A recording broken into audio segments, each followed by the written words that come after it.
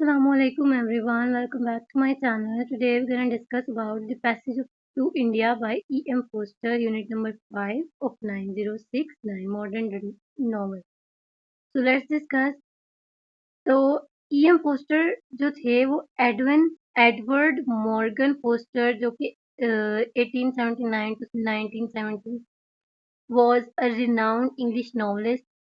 ठीक है, एसेस भी थे, क्रिटिक भी थे और शॉर्ट स्टोरी राइटर भी थे. known for his profound insight into human relationship and social issues. ठीक है, वो ह्यूमन रिलेशनशिप और सोशल इश्यूज को ज्यादातर अपनी राइटिंग में प्रेजेंट करते थे. पोस्टर का जो वर्क था वो रिफ्लेक्ट करता था tension of British society, class distinctions और कॉलोनियलिज्म को. ठीक है, उनके जो मेजर नॉवल थे उनमें से अ रूम विद ए व्यू 1908 में पब्लिश हुआ, हॉवर्ड्स एंड 1910 में पब्लिश हुआ एंड पैसेज टू इंडिया जो कि 1924 में पब्लिश हुआ था, जो कि वाइडली रिगार्डेड है एज ए मास्टरपीस. हमेशा के लिए वो एज ए मास्टरपीस के तौर पे अब तक याद किया जाता है.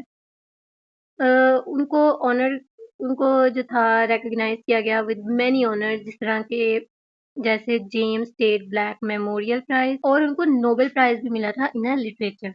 ओके, उनकी अर्ली लाइफ और career. He was born in London. 1 जनवरी 1879 को वो लंदन में पैदा हुए थे. फोस्टर ने अपने बाप को खो दिया था, मतलब उनके फादर की डेथ हो गई थी जब फोस्टर 2 इयर्स के थे. तो उनको उनकी माँ ने ही पाल पोस के बड़ा किया. फिर उनको टॉनब्रिज में एक स्कूल, वहाँ पे उन्होंने अपनी स्कूलिंग और कॉलेज वगैरह कंप्लीट किया कैम्ब्रिज से. फिर उन्होंने जो था इन्फ्लुएंशियल ब्लूम्सबरी ग्रुप को ज्वाइन किया. ठीक है, उन्होंने ट्रैवल किया यूरोप में और एशिया के बहुत सारे एरियाज में और डीपली इन्फ्लुएंस हुए एशिया और यूरोप से, और उन्होंने उसको अपनी राइटिंग में भी प्रेजेंट किया. ठीक है, फोर्स्टर जो थे वो लिटरेरी डेब्यू उन्होंने अपना जो पहला जो उनका लिटरेरी काम था वो उनका था वेयर एंजल्स हियर ट्रेड, जो कि 1905 में पब्लिश हुआ था, followed by the longest journey writing थी जिसको वो फॉलो कर रहा था. ठीक है, इसकी जो सक्सेस थी ना, a room with a view, इन इससे हुई थी. ठीक है, उनकी जो रिपुटेशन थी वो एक लीडिंग नॉवेलिस्ट के तौर पर हुई थी किस नॉवल से, अ room with a view. During world war 1 poster ने British red cross in Alexandria में भी सर्व किया. इन 1921 वो इंडिया वापस आ गए as secretary to the maharaja of Dewas. ठीक है, उन्होंने एक्सपीरियंस किया पैसेज टू इंडिया को शेप कैसे देना है, कैसे उन्होंने लिखना है, ये सारी चीज़ों को एक्सपीरियंस किया जो कि उन्होंने पैसेज टू इंडिया में फिर प्रेजेंट किया. फिर ये नॉवल बहुत ज़्यादा वाइड स्प्रेड हुआ और उसने बहुत जो थी वो शोहरत कमाई. फोस्टर के बाद की जो वर्क हैं जो with the BBC and remained an active literary critic and essayist, वो आज भी एक एक्टिव लिटरेरी क्रिटिक और एसेस माने जाते हैं. ठीक है, उन्होंने अपनी जो ज़िंदगी के फाइनल ईयर्स थे ना वो उन्होंने कैम्ब्रिज में गुजारे थे और फिर उनकी डेथ हुई 1970 में. हिस्टोरिकल कॉन्टेक्स्ट क्या है पैसेज टू इंडिया का, इसकी जो सेटिंग है वो कॉलोनियल इंडिया में हुई है during the early 20th century. ठीक है, पैसेज टू इंडिया जो है वो कैप्चर क्या क्या कर रहा था, ग्रोइंग टेंशन को जो कि ब्रिटिश रूलर्स जो थे वो कर रहे थे और Indian subjects mid to push the for independence, यानी जो आज़ादी के लिए इंडियन लड़ रहे थे और जो ब्रिटिशर थे वो किस तरह से रूल कर रहे थे, इसके मुतालिक की पूरी टेंशन, जो ग्रोइंग टेंशन बढ़ हो रही थी, इसको कैप्चर किया था पैसेज टू इंडिया में पोस्टर ने.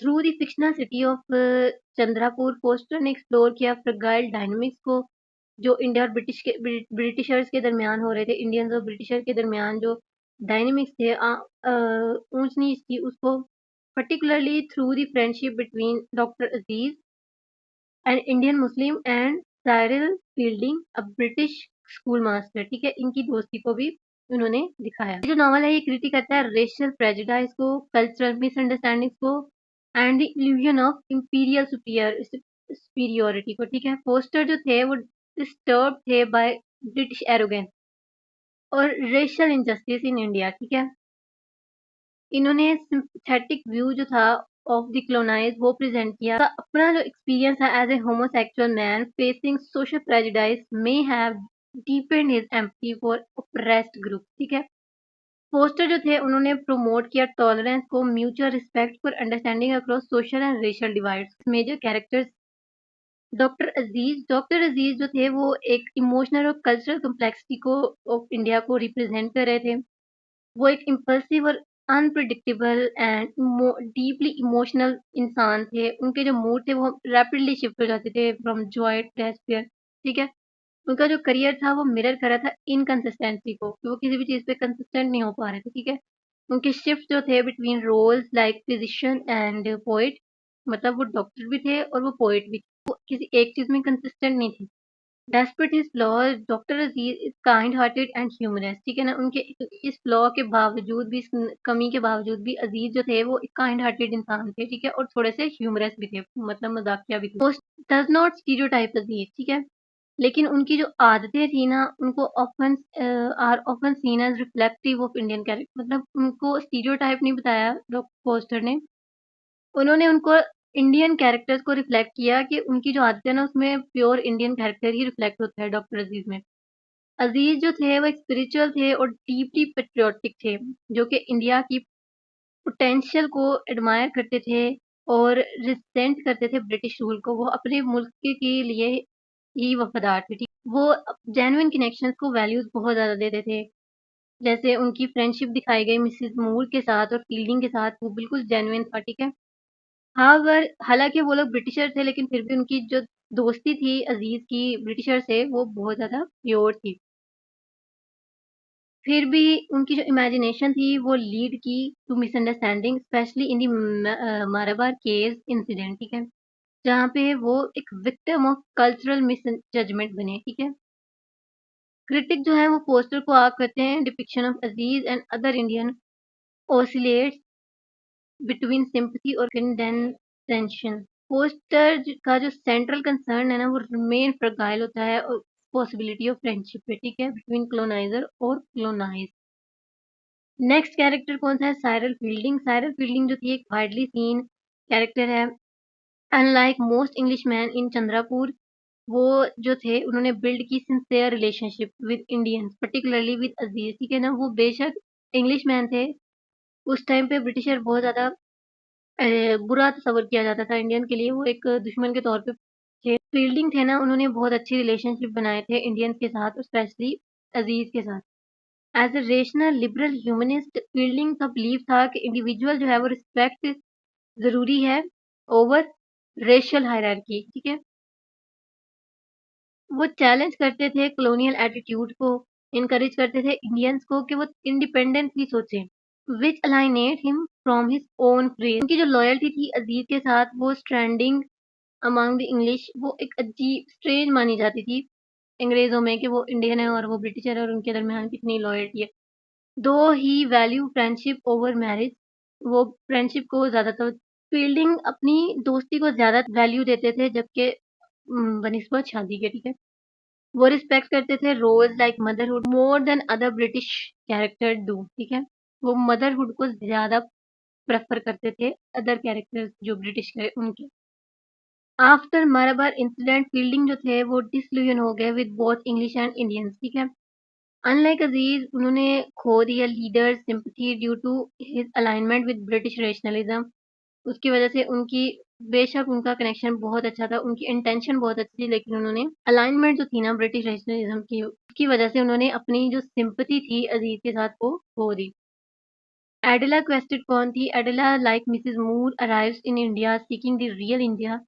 एडिला जो थी वो मिसेस मूर की तरह ही इंडिया देखने आई थी, रियल इंडिया देखने आई थी। वो एक लिबरल थी और इंटेलेक्चुअली क्यूरियस थी, लेकिन इमोशनली डिटैच थी। उसकी जो डिज़ायर थी वो ये थी कि वो इंडिया को अंडरस्टैंड करे इन एनालिटिकल, नॉट हार्टफेल्ट। वो उसको पूरा अच्छे तरीके से एनालाइज करना चाहती थी इंडिया को, जिससे वो अपना जेन्युइन कनेक्शन है उसको प्रिवेंट कर सके, ठीक है? उसका जो ट्रॉमेटिक एक्सपीरियंस हुआ माराबारा केव्स में, उसकी वजह से उसके दरमियान क्लैशेस आ गए, रेशनल बिलीव्स और स्पिरिचुअल कंफ्यूजन आ गई। इस इवेंट की वजह से बहुत ज़्यादा ट्रांसफॉर्मेशन हुई। उसने जो था इंडिया को छोड़ के वो मिसेस मूर जो थी वो function both as real character and symbolic figure, ठीक है? इनिशियली वो एक नेचुरल हार्टफेल्ट बॉन्ड दिखाया विद इंडियंस, कंट्रास्टिंगली उसने इंटेलेक्चुअल अप्रोच भी दिखाई एडिला के साथ मिलके। वो डीपली स्पिरिचुअल भी थी और ओपन माइंडेड भी थी। बाद में मिसेस मूर जो थी वो एक सिंबल ऑफ यूनिटी बनी। उसने स्पिरिचुअल ट्रांसेंडेंस दिखाया जो कि हिंदूज़ के साथ एसोसिएटेड, हिंदू के आइडल्स के साथ एसोसिएटेड थी, उसकी जो इंटरकनेक्टेडनेस थी ना अपनी ज़िंदगी के साथ, उसको दिखाया। फिर भी उसका जो विथड्रॉल था ना from the conflict and eventual departure, weaken her as a heroine figure, ठीक है? रोनी हेस्लॉप जो था वो एक चेंज कलोनियलिज्म इम्पोज़ कर रहा था। वो आइडियलिस्टिक था, वो अडॉप्ट करता था, उसने अडॉप्ट की थी सिनिकल डिसमिसिव एटीट्यूड जो कि ब्रिटिश ऑफिशियल यूज़ कर रहे थे इन इंडिया में।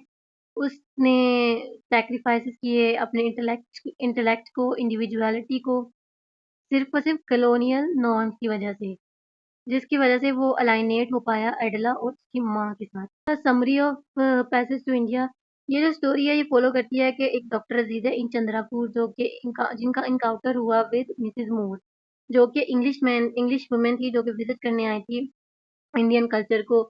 उसने ब्रीफली कल्चरल कनेक्शन उनके दरमियान में जो बना, उसकी जो कंपेनियन थी एडला क्वेस्टेड, वो भी एक्सपीरियंस करने आई थी रियल इंडिया को, ठीक है? Prompting a controversial invitation to the Malabar cave. वहाँ पे ये मारवाड़ केव्स में गए, वहाँ पे मिसकम्युनिकेशन हुई, कल्चरल टेंशन हुई कल्मिनेट, जिसकी वजह से जो एडला क्वेस्टेड थी उसको लगा कि अजीज ने उसे असॉल्ट किया है।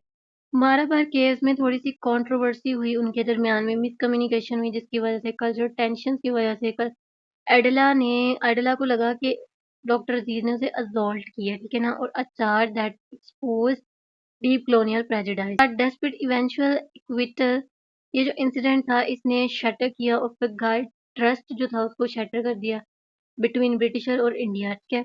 ये जो नॉवल है ये इसमें बहुत सारे themes, friendship, justice, identity and impossibility वगैरह को और ट्रू कनेक्शन वगैरह को जो है वो दिखाया गया है।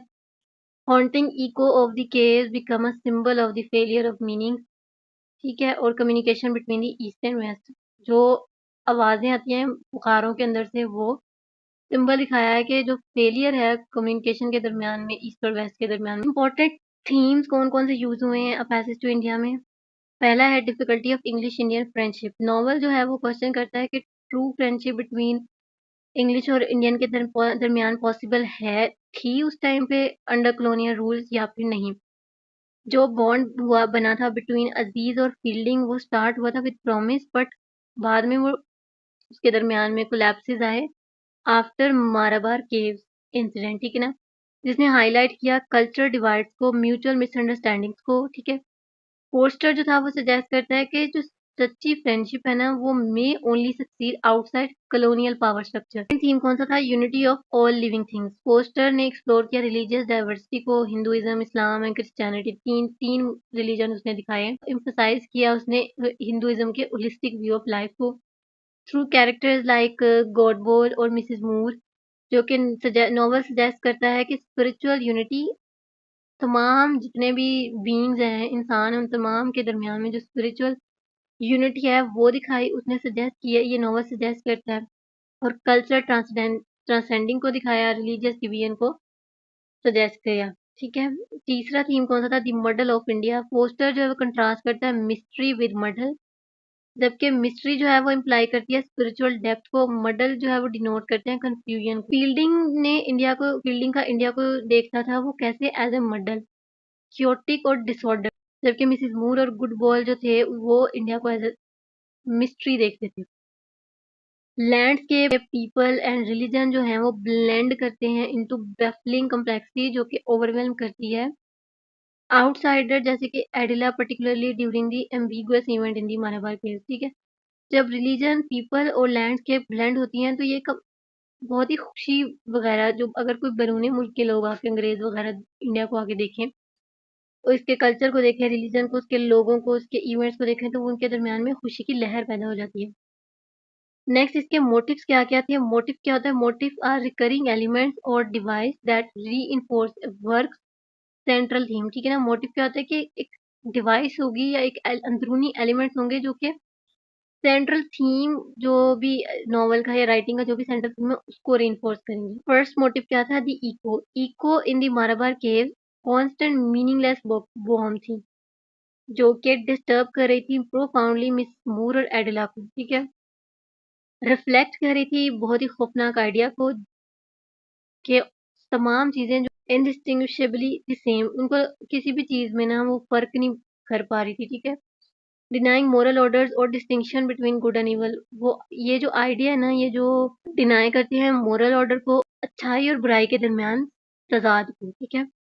मिसेस मूर के लिए जो इको थी वो सिंबलाइज कर रही थी डिसइल्यूजनमेंट और स्पिरिचुअल कंफ्यूजन को, ठीक है ना? जो कि लिंजर कर रही थी, लिंजरिंग इन हर माइंड अंटिल डेथ, और वो उनकी डेथ तक कश्मकश में डाल रही थी, स्पिरिचुअलिटी में भी वो कंफ्यूजन का शिकार हो गई थी। जबकि एडला के लिए वो moves past it by confronting her fear and acknowledging Aziz innocence, ठीक है? उसके बाद वो, लेकिन एडला के लिए ये जो इको थी ना, ये ने अपने फियर को, जो पास्ट में उसको फियर हुआ था कि डॉक्टर अजीज जो है वो उसको असॉल्ट किया, उस फियर को उसने कन्फ्रंट किया और उसने ये सच्चाई को जाना कि अजीज जो है वो इनोसेंट। सेकंड मोटिव क्या है? Eastern and western architecture. Poster contrast eastern and western architecture cultural philosophical differences को दिखाने के लिए उसने ईस्टर्न और वेस्टर्न कल्चर के जो आर्किटेक्चर उनको दिखाया। ये जो नॉवल है ये स्ट्रक्चर है अराउंड थ्री सिंबॉलिक स्पेसेस, यानी मस्जिद में, गार में और मंदिर में, तीनों चीज़ों को, मतलब इसने तीन चीज़ों को दिखाया, तीन जगहों को।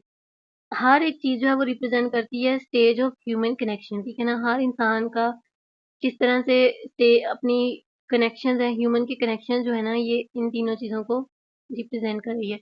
इंडियन आर्किटेक्चर जो है वो ब्लेंड है इंडोर और आउटडोर्स, ठीक है ना? सिंबलाइज करता है कम्प्लेक्सिटी, कंफ्यूजन और spiritual openness. So it was all about A Passage to India by E.M. Forster. If you like the video, please like, subscribe and share. Thank you so much for watching.